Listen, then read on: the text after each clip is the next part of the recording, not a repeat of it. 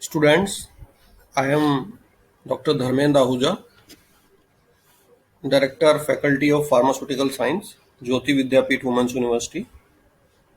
Today, I will be taking the topic emesis and emetics. So, we will see today. It is a very precise topic, and in this, basically, we will be seeing what is emesis and what are the emetic agents or the agents which are used to cause emesis. So, first of all, what is emesis? Emesis is, in simple term, we can say vomiting. Induction of vomiting is called as emesis. And when we urge to vomit, that condition is called as nausea. So, emesis is vomiting, and nausea is urge to vomit. Now, today, this was the definition. In one line, you can say emesis is vomiting, and urge to emesis is nausea.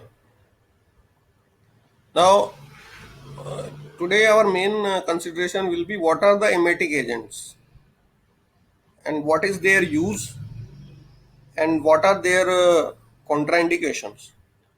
So, what are emetic agents?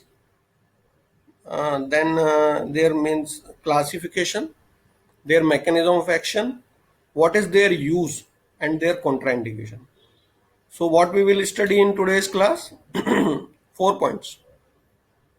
We have already studied emesis definition. Now 4 point. Emetics classification, then emetics mechanism of action, then emetics uses, and then emetics contraindication. So first of all, emetics classification.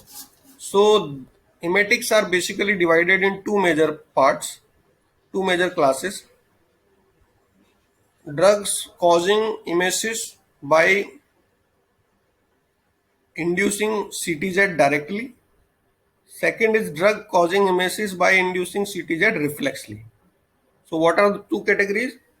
First is drugs causing emesis by stimulating CTZ directly.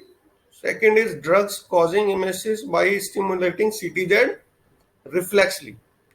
Now in first category, there are mainly we can consider two important drugs which are means apomorphine, digitalis, and ergot also can be included. So three drugs mainly: apomorphine, digitalis, and ergot. So these are the drugs in first category. What is first category? These are the drugs which causes emesis by directly inducing CTZ. Second category is drugs inducing CTZ by reflex action. In this, basically, three main drugs are there. First is mustard oil, and second is ipecacuanha. So reflexly stimulating CTZ agents are mustard oil and ipecacuanha. So this was the classification. Now we will see mechanism of action. So first category drugs directly stimulate CTZ, which is a center is situated in our brain and which is directly responsible for emesis. Second category drugs was drugs. So now what we are seeing, mechanism. So first category mechanism is directly stimulation of CTZ and induction of emesis. Second category is reflexly stimulating CTZ. These category drug is mechanism action is they cause irritation in intestine or GIT, and which ultimately results in activation of CTZ and emesis. So second category drug mechanism is irritation in intestine, activation of CTZ and emesis. Now this was the mechanism. Now uses. All these emesis are used, emetic drugs are used for poisoning case. Suppose if anyone has taken any poisonous material, so we can give them emesis to expel out that emesis, that poison from their intestine. So major purpose is to expel out poisonous compound or any compound which need to be expelled out from our intestine, emetics are used. Now, what are the contraindications? Contraindications mainly in this two contraindications are there. One is like we cannot use emetics when a patient has taken corrosive agent. If a patient has taken corrosive agent, we should not use emetics, because if we will give emetics to him, the corrosive agent will come out on a wrong way, and they may cause pneumonia, or they may affect the respiratory tract or trachea of the patient.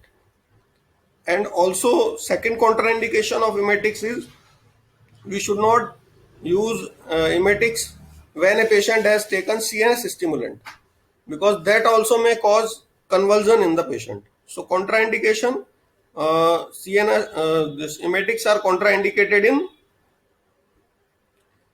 corrosive agent and CNS stimulants. So now we will summarize the points. Today we started first what is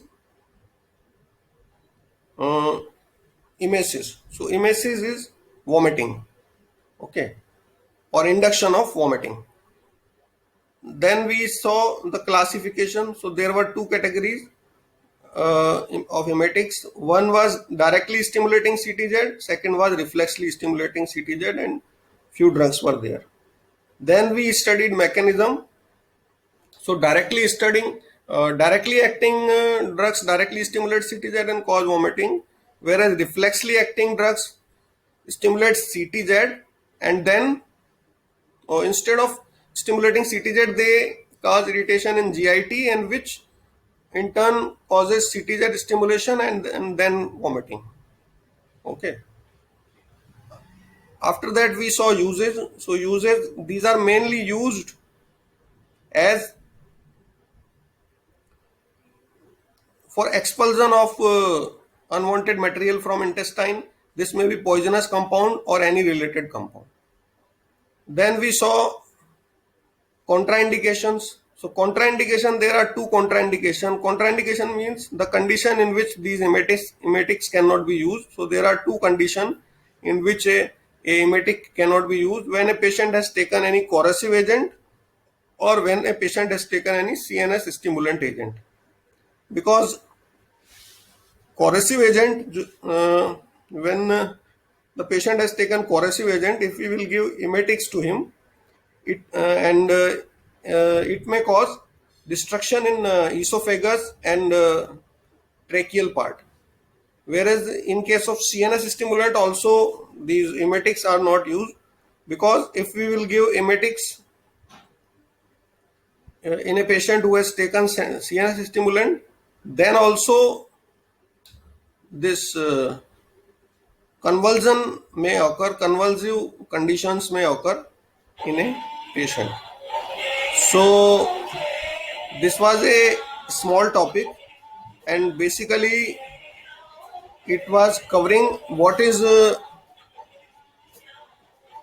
emesis, and then what are emetics, their classification, mechanism of action,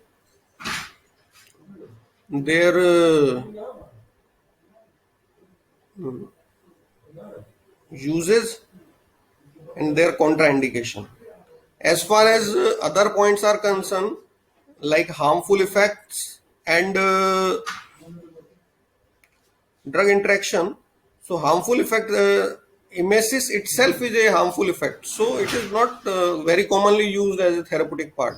It is used in a certain case only when we have to expel out any unwanted material. So harmful effect, we can summarize it. Emesis itself is a big harmful effect, but it is used in certain condition on risk-benefit basis when it is needed in a patient. As far as drug interaction are concerned, it may interact with all the drug, because whenever we have taken a drug and we are taking a emetic, so it immediately causes expulsion out of that compound. So drug interaction part is it interacts with all drugs because it causes removal or expulsion of the ingested drug at the same moment. So it should not be taken with any drug. So these emetics are basically used very less, and these are used basically for the purpose of removal of any unwanted ingested material. So what we have seen summarizingly, first uh,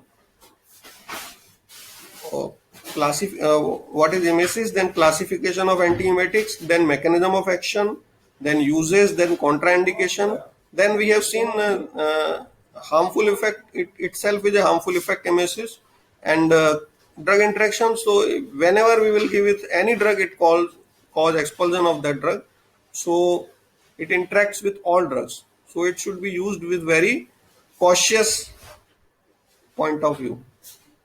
Thank you, students. So this was about emetics. Thank you.